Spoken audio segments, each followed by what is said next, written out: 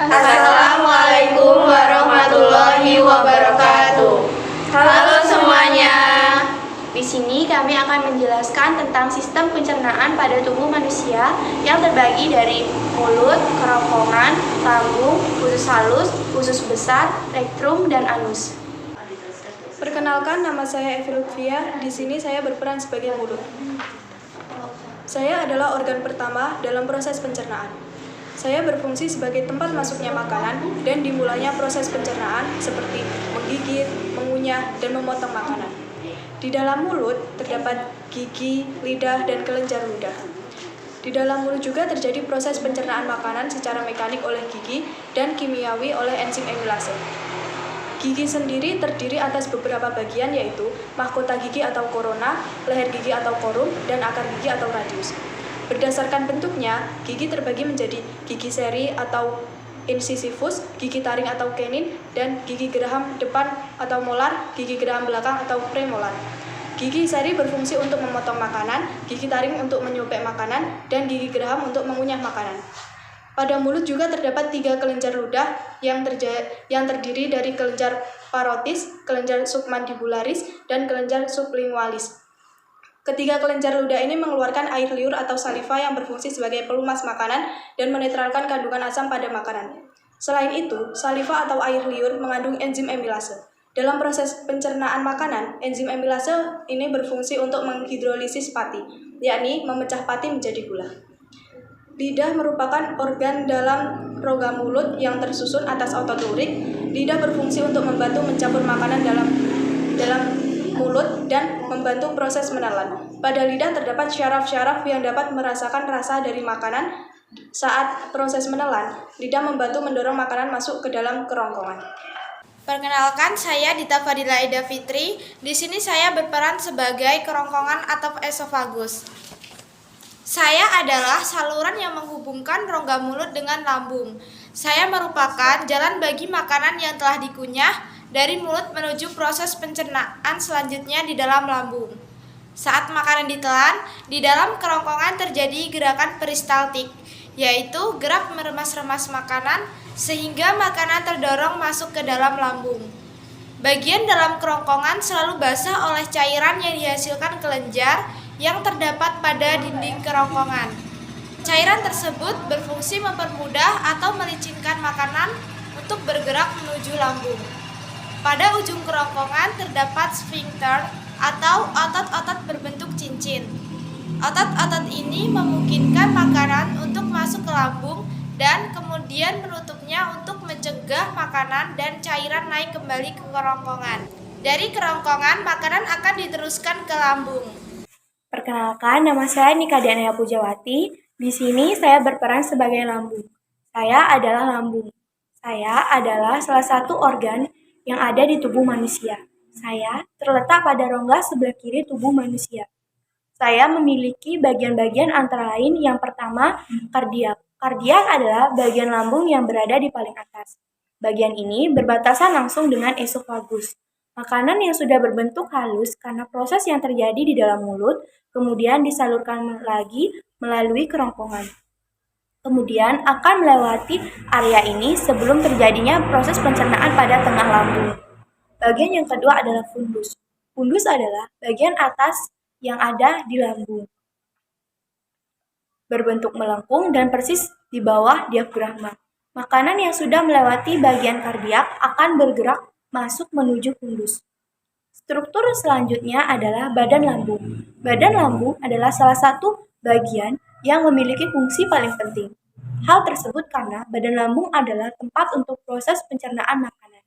Bagian yang keempat adalah antrum. Saya juga memiliki bagian yang bernama antrum. Antrum atau biasa disebut dengan pylorus adalah sebuah bagian berada di bawah lambung. Bentuk dari antrum adalah melengkung. Bagian yang selanjutnya adalah pylorus. Pylorus adalah bagian yang berhubungan langsung dengan usus halus. Saya juga memiliki beberapa susunan yang terbuat dari lapisan otot polos. Otot polos tersebut berbentuk pipih. Berbeda dengan otot anggota gerak yang bekerja sesuai dengan kendali, otot pada lambung bergerak secara otomatis. Hal inilah yang memungkinkan otot lambung tidak bekerja meskipun tubuh seseorang tidak sadar. Saya juga memiliki 4 lapisan jaringan penyusun. Masing-masing lapisan jaringan tersebut memiliki fungsi pada bagian-bagiannya. Yang pertama adalah mukosa. Mukosa adalah sebuah lapisan yang terdalam di lambung. Mukosa bekerja langsung dengan makanan yang sedang dicerna oleh tubuh. Bagian yang kedua adalah submukosa. Lapisan selanjutnya adalah submukosa. Submukosa adalah sebuah lapisan di dalam lambung yang terdiri dari jaringan ikat. Jaringan penyusun, lapisan submukosa lambung mengandung beberapa sel saraf. Yang ketiga, muscularis externa. Muscularis externa adalah sebuah lapisan di dalam lambung yang menutupi bagian submukosa. Bagian ini tersusun dari 3 lapisan otot sekaligus. Terdapat lapisan otot melingkar, memanjang, dan menyerong. Yang keempat adalah serosa. Serosa adalah lapisan yang berada paling luar dari lambung. Lapisan ini berfungsi untuk mengurangi adanya gesekan pada lambung. Saya juga memiliki beberapa sel kelenjar utama yang ada di dinding lambung. Sel-sel tersebut tentu memiliki fungsi masing-masing yang meliputi sel mukosa. Sel mukosa adalah sel yang menghasilkan lendar alkali. Lendar ini berfungsi sebagai pelindung sel lambung dari berbagai tekanan. Sel yang kedua, sel parietal. Sel parietal adalah sel yang berfungsi untuk memproduksi asam klorida atau asam lambung. Sel yang ketiga adalah sel sif. Sel sif adalah sel yang menghasilkan enzim pepsin. Sel yang ketiga adalah sel G. Sel G adalah sel yang memproduksi hormon gastrin yang berfungsi untuk merangsang aktivitas lambung.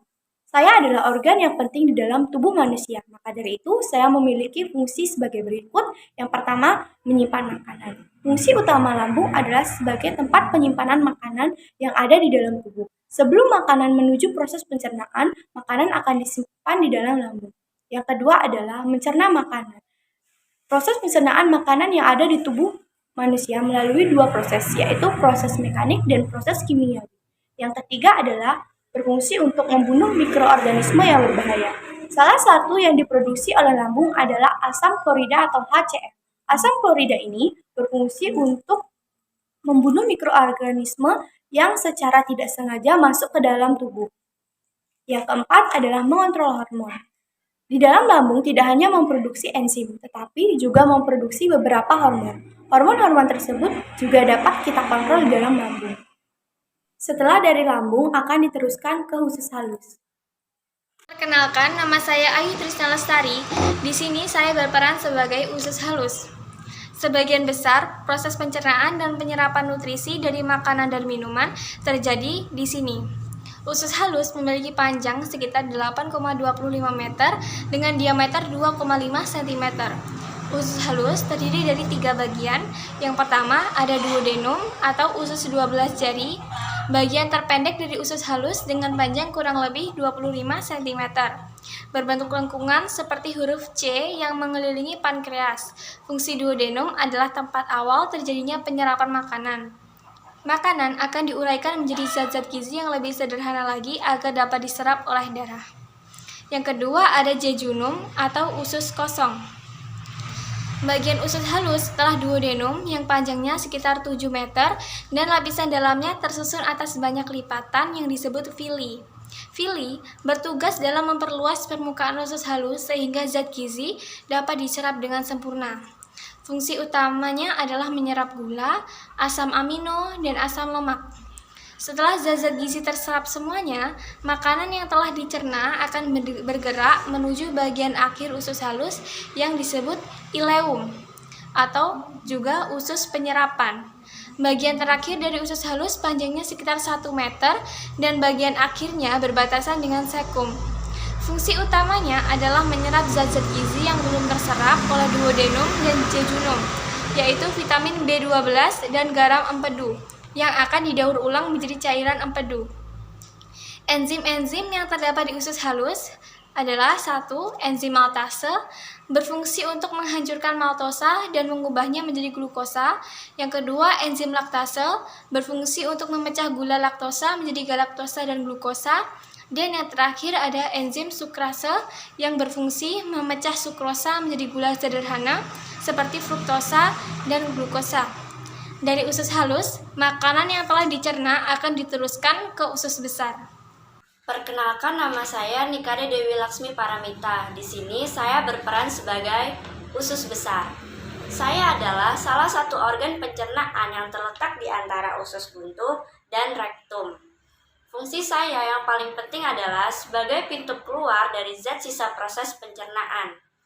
Makanan maupun minuman yang teman-teman konsumsi akan masuk ke dalam sistem pencernaan dan ia akan diserap oleh tubuh. Sementara sisanya dibuang keluar, salah satunya melalui proses buang air besar. Nah, disinilah saya berperan dalam membantu penyerapan nutrisi, pembentukan tinja, hingga proses pembuatan zat sisa.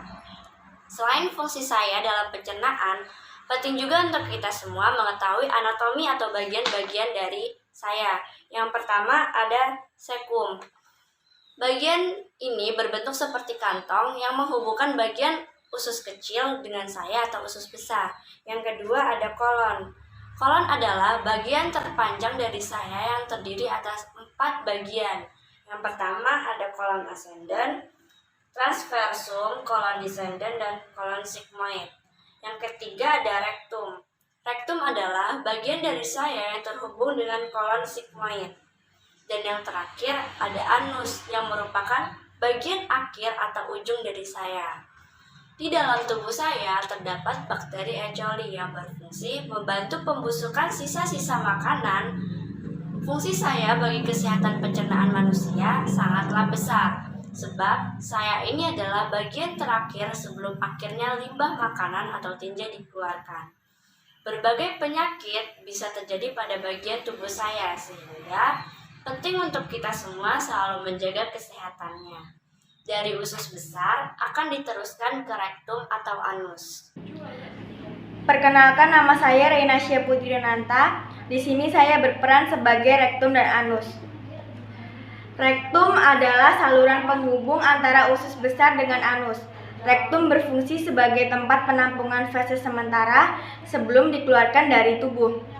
Panjang rektum berkisar mulai dari 15 sampai 20 cm dan berbentuk menyerupai huruf S. Ada 3 bagian utama pada rektum. Pertama, flexura sacralis, yaitu lekukan cekung yang mengikuti tulang ekor dan tulang sakrum atau tulang berbentuk segitiga di belakang panggul. Kedua, flexura anorektal, yaitu bagian cembung yang terbentuk dari otot bubur rektalis dan berperan saat mengontrol pengeluaran anus. Ketiga, ampula, yaitu bagian akhir rektum yang tersambung pada bagian pangkal anus. Anus adalah organ yang terletak di bagian akhir dari saluran pencernaan. Fungsinya adalah sebagai tempat keluarnya feses. Anus berbentuk saluran dengan panjang 3,5 sampai 5 cm yang tersusun atas otot-otot dasar panggul dan 2 sfinkter. Anus tersusun atas 2 sfinkter yang terletak di dinding usus dan di dasar panggul. Pertama, sfinkter anus internal. Bagian ini mengelilingi 2/3 bagian atas saluran anus. Sfinkter internal tersusun dari penebalan otot polos yang melingkar pada dinding usus. Dan yang kedua, sfinkter anus eksternal. Bagian ini mengelilingi 2/3 bagian bawah anus dan tumpang tindih dengan sfinkter internal. Sfinkter eksternal menyatu dengan otot puborektalis di dasar panggul. Sekian video dari kami. Apabila ada kesalahan, kami mohon maaf. Kami akhiri. Wassalamualaikum warahmatullahi wabarakatuh.